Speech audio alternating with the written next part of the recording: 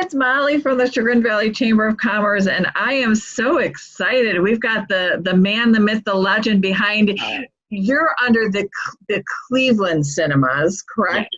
This is David Huffman from the Cleveland Cinemas, but Chagrin Cinemas is what we all know here in our backyard. Hi, David. How are you? I'm all right. It's nice to see you. Nice to see you. I am loving the wall colors.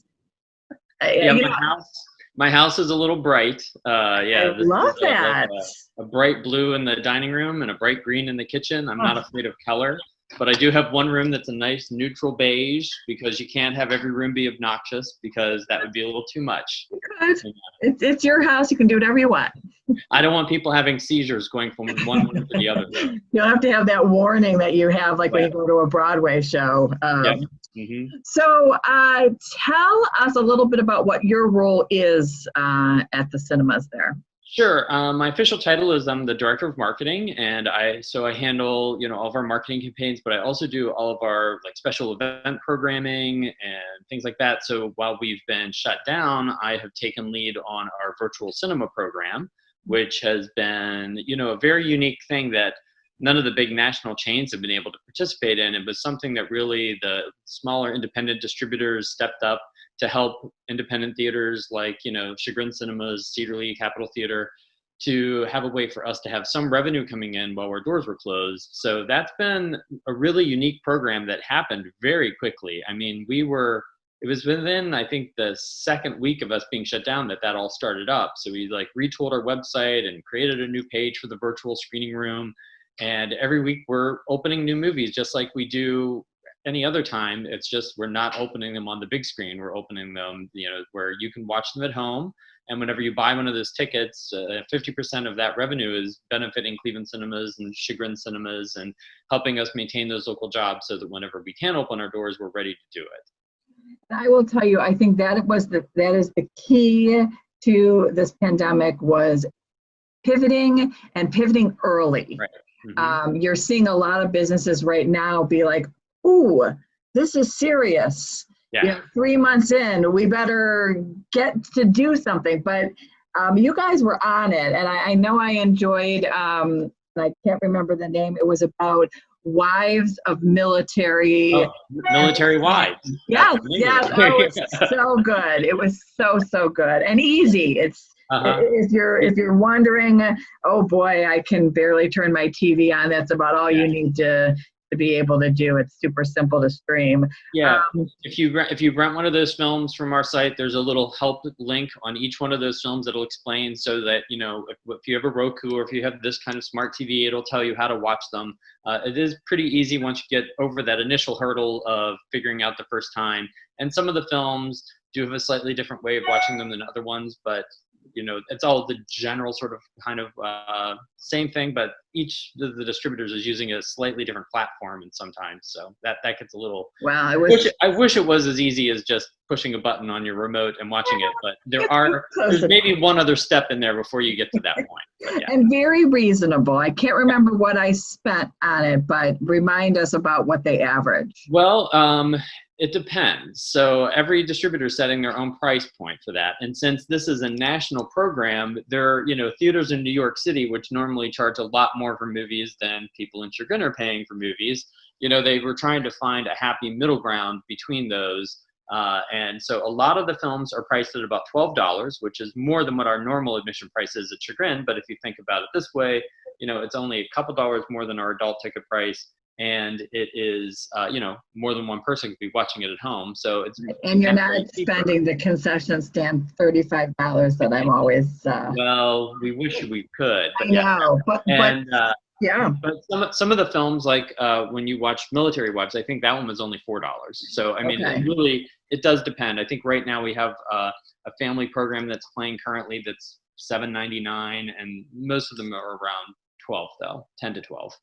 All right, so folks, let's get going because it's supporting our people, and that's what we need to do. And they're great movies too. We really have some very good ones. Like you said, Military Wives, that was supposed to be the opening night film for the Cleveland International Film Festival this year, we've got a great family shorts program. Starting on July 3rd, we have the Quarantine Cat Video Fest or Film Festival that's playing, which we played earlier, a Best of the Cat Video Fest. This is one that another theater company, when you talk about someone that really pivoted, there's an independent theater in Pittsburgh called Row House Cinema that decided to take even more on. Like, they're helping to distribute some of these films in a virtual platform. And then they even created some content by, soliciting people to send in, with their cat videos, because everyone's at home, their cats are being stupid. They have, all this time to like film them.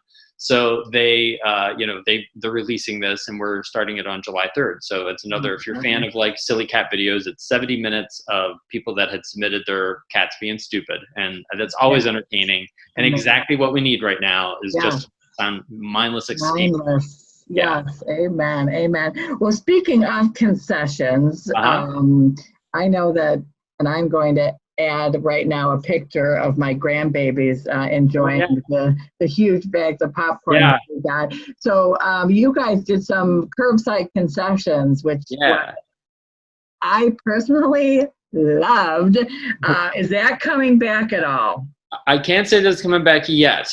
We did it for, I think, 3 or 4 weeks, and we had a very good response to it. But currently, we had to, whenever all the movies got pushed back, and we had brought back our staff to kind of prep to get ready for the reopening, planning on a mid-June kind of reopening. But then, the studios pushed everything back, so we had to push our opening back. So we've had to furlough all of our staff at the theater again currently. So we don't have the staff to do that. So right now, we're working on a total skeleton crew of just a few of us still, maintaining things and checking on the theaters and stuff. But we've had to furlough most of our staff, which is, kills us.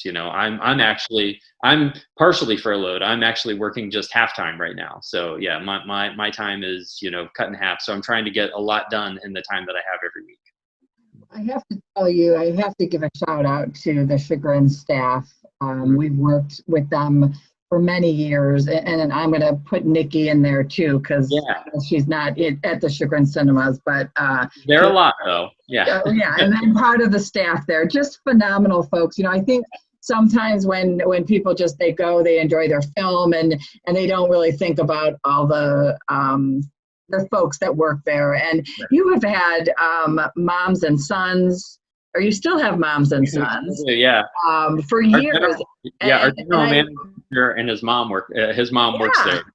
So I encourage everybody to, when everything comes back to the new normal, just ask somebody how long they've been there, and I'll guarantee you that you're going to get a couple years or 15 years. Or Nick, God knows how, I think he was born there, I think. Yeah, he was there, then he left, and now he's back. So he worked for one of our other theaters. He ran our Capitol Theater for a little while, and now we've had, as you know, we've had multiple events. Actually, the cinema is still set up for one of our events as we speak, and it's just been a joy to work with the staff there. They're just, Nick is just, they're just over and beyond staff members. So you have to, furloughing them has to be a very difficult decision that you have to look at numbers and what is best for the theater. But, it's hard because they're like family. Yeah, it is. And unlike,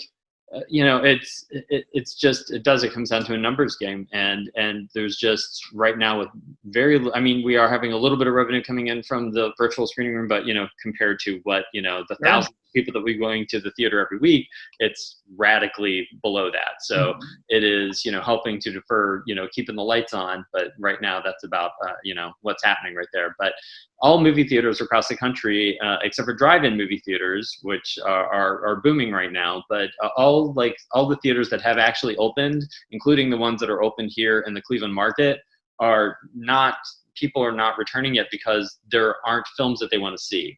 A lot of them are playing repertory films that are great movies, and and some smaller little films. Some of the same films that we're playing in the virtual screening room are playing on screens in other parts of the country.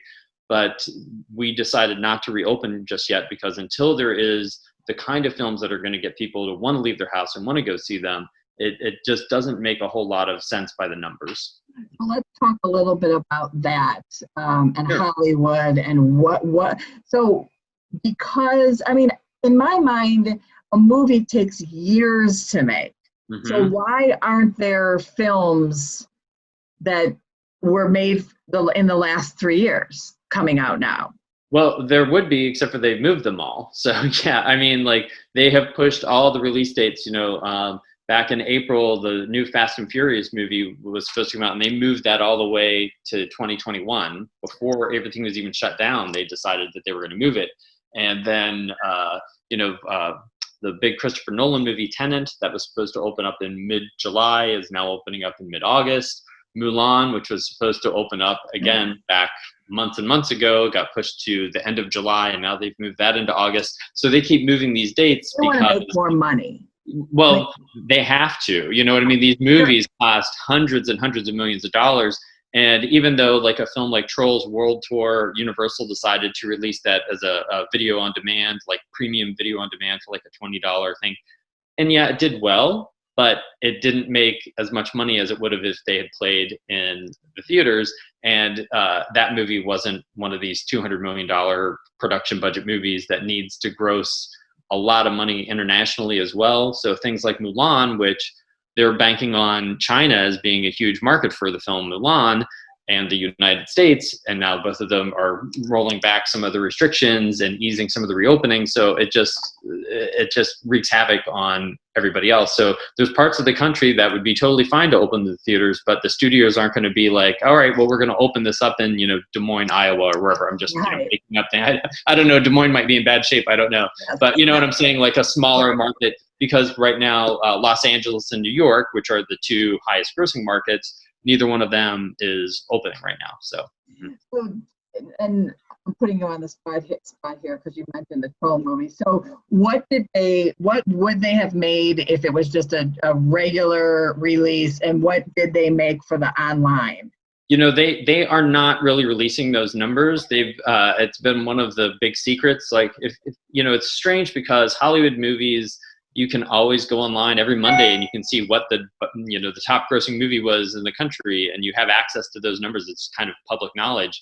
Whereas video streaming, it doesn't have that same accessibility. And Universal was very vague. They've kind of announced that it was like their highest grossing one, and that it's made like, I can't even remember. I feel like they did throw out a dollar amount, but the last Trolls movie made, like $150 million at the box office. And this did not make that much streaming, and they count on having multiple revenue sources for these movies. They play in the theaters first, and then people can buy them on DVD or Blu-ray or rent the streaming. And there's all these different ways that they can get multiple sources of revenue, and they've just taken off the top tier of it right now by doing that. So there are some films that, like Disney has decided to do that with a couple of their films and put on Disney Plus, like Artemis Fowl, and even the new Hamilton musical, which was supposed to be a theatrical release for next year. Disney has decided that they're going to release it on Disney Plus starting on July 3rd. So, they just need content for their new platform too. And they have all these titles. So they're like, why not put it out there? So are we those, because I'm assuming that during the pandemic, there was not filming going on. So this is a 2-year thing that we're looking at here. Yeah, there's going to come a point. I mean, the one good thing is that since so many things were just pushed back from this, but there might be, just like whenever you remember years ago when there was a writer's strike in Hollywood and for several months, and then that ended up being like a big lull in production because things couldn't get made. So that does have a slight ripple effect. So it'll be a while before we see exactly how long it is, because we don't know exactly when this is all going to be done playing out. And, who knows when a vaccine's coming, and who knows when people are going to start wearing their masks in public and stop acting like that's some sort of, it's just a common sense, polite thing to do, as opposed to, for whatever political reason people are assigning to it. It's very strange to me. And so when we do open right now, our plan is to require people to wear masks whenever they're in the lobby and the shared space, and in the bathrooms where people are going to be required to wear a mask. At least that's where we're at right now. Everything changes. But when you're sitting in the theater and you're enjoying your popcorn and you're drinking your soda, you can't do that. And also, whenever you're in those spaces, when you're sitting down at a theater in your seat, you're going to be no one's going to be within 6 feet of you. You're not going to be talking. You're not going to be singing. You're not going to be doing anything. So you're just going to be breathing normally and sitting passively. So with the recliners, there's so much more distance. Yes, folks, if you don't know that Chagrin Cinema has recliners yet, nice comfy seats. Where have you been? Yes, so comfortable. So we've, to get ready for our reopening, we've gone through there and we've kind of roped off every other row. So there's never going to be someone sitting in front of or behind you directly. And, every other seat or there's not going to be, unless it's your group, like you're not going to be able to sit in 2 seats of somebody else. So like if you're a family of 4, obviously you all sit together. But if you're a couple and then there's another couple, there's going to be 2 seats between you and that other couple. So there's always going to be enough space between other people. And then will you have to wash the seats down after every showing? Yeah, we'll be giving them a quick little disinfectant rub down, and all frequent contact points are going to be disinfected regularly. We're going to have a staff person on that's specifically tasked with that at every shift. We've installed the same kind of plexiglass barriers that you're seeing at every other business right now between you and the cashiers.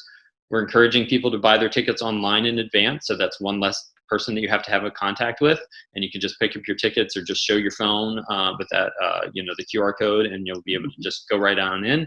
And we're just trying to be as thoughtful and mindful of it as we can be and make it as a safe environment.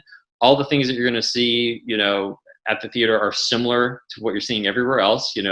Markers on the floor to keep social distancing.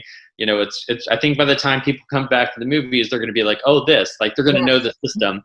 And, and I know that not everybody's going to be comfortable when we first do open up. Not everybody's going to be ready for it. But, we're going to be ready when they're ready. We're going to be there to show them a great movie and serve them the delicious fresh popcorn. And they can just have a relaxing evening outside of the house, away from, all the things that have been driving them crazy in their house. I know everyone's stir crazy. I am as well. So. Mm-hmm. And you guys... again, it's a numbers game because you're taking, and I should know all your numbers of seats because because of all our events there. But your biggest one in the reclining is not 80, maybe. No, I think the largest one there is like 112 now, or just over 100, I think. So yeah, none of the theaters are cutting that down. Yeah. All of them are going to be at least 50%, and some of them are going to be more than that, higher percentage, just because of when you take every other row and you allow for space in between each of those, that's going to be under 50% most likely. The vast majority of the time, movie theaters do operate at a lower capacity. It's not like a Broadway show where they have to operate at like 80, 90, 100% capacity for them to make money. Those Broadway shows really need every seat in the house. Movie theater, you've gone to movies where you've looked around and you've been one of 5 or 10 people in a theater or less sometimes. You might have had your own private show and you wonder, how do they make money? Well, it's because there are other auditoriums with other people in them, and maybe the movie you're in only has 5 people, but another one might have 50, 60, 100 people in it. And so it just it does depend on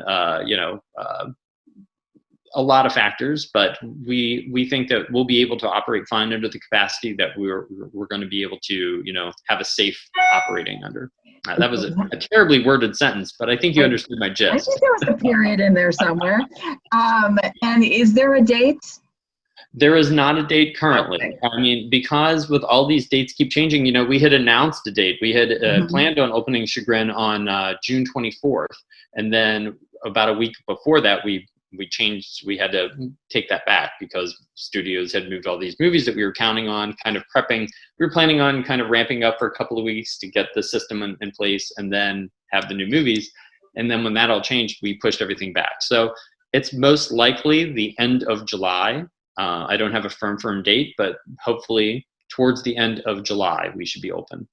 So many terrible things about this, but I think there's been some nice positive things that have come out of it. I think a lot of people have realized, oh, I can live without spending so much money on all these frivolous things that I just kind of, the conveniences of life. And not the popcorn, folks, not the, I will spend, you could raise that popcorn price, and it would not bother me. Well, and that is popcorn is clearly an essential. So yes, that wasn't what I was talking about. I was 100%. talking more about like your $5 coffees every day, that kind of thing. Yes. Because I've been reading all these articles about how much money people have been acknowledging how much they're saving because things that they didn't realize how much it kind of, adds up in their daily routine. Most people aren't going to a movie every day and buying, popcorn and seeing a movie every day. Well, I do almost every day. It's very rare that there's a movie a day that I don't watch at least one movie. Usually 100%. So, yes. But that's more the stuff. But yeah, popcorn is clearly an essential. Yes, there'll be times that, sadly but happy, I will admit that my husband will call and say, I'm headed home. Do you need anything? And I'm like, can you swing by Chagrin Cinemas and grab me some? You're not the only one that does that. No, people do that all the time. People walk in and just buy the popcorn. Yes. And here's a story from my past. When I was a theater manager, I used to work for Regal Cinemas, and there was a regular customer. She came in all the time, and she just wanted a bag of the unpopped kernels, like the ones that are partially popped and kind of cooked that don't quite pop. Oh, those are good. Go through our little grate that we don't try to put in people's bags. That's all she wanted. So we would just give it to her because it's literally kind of our garbage. Yeah, absolutely. But she would always insist on putting $5 in. So it's like she would come in and buy unpopped kernels or the partially popped kernels that most people would break their teeth on. So that is amazing. Yeah. So there are people out there that really movie theater popcorn is a way of life for some people, and they have a very specific taste for it. Yes, agreed. That is great. And I bet you she has had a few dental works done. Yeah. And the first time she came in and asked for it, I remember one of my staff people said, "This woman wants our unpopped," and I'm like, okay, I mean, give them to her, I guess. Yeah, we don't judge here. Everybody, that's so great. That's so great. So if there was anything that you could say to the folks out there about Chagrin Cinemas, keeping us hopeful, what would it be? Well, I want to thank people for the support they've shown us so far. From all the people that did support the curbside concessions and have rented a movie from our virtual screening room, it really does matter. And if you bought a gift card from us, we've had a lot of people that have bought gift cards from us during this time. Mm-hmm. And if you're able to do that, we appreciate that. And you'll be able to use those whenever we do open. We are planning on sending out something special as well to all the people that did rent movies from the virtual screening room when we reopened to say as an added little thank you. So, we appreciate the support that we're getting so far and know that movie theaters are a huge and vital part of any community. And it is where most people have their first dates. It's where people have a lot of fun memories. So movie theaters are such a critical part of the society that we're in. And I know that people miss them. And while some people might be a little anxious and nervous at first, I know that once we're open and more people are coming back and they're feeling safe and they're feeling comfortable and they're having a good time again at the movies, that more people are going to do it as well.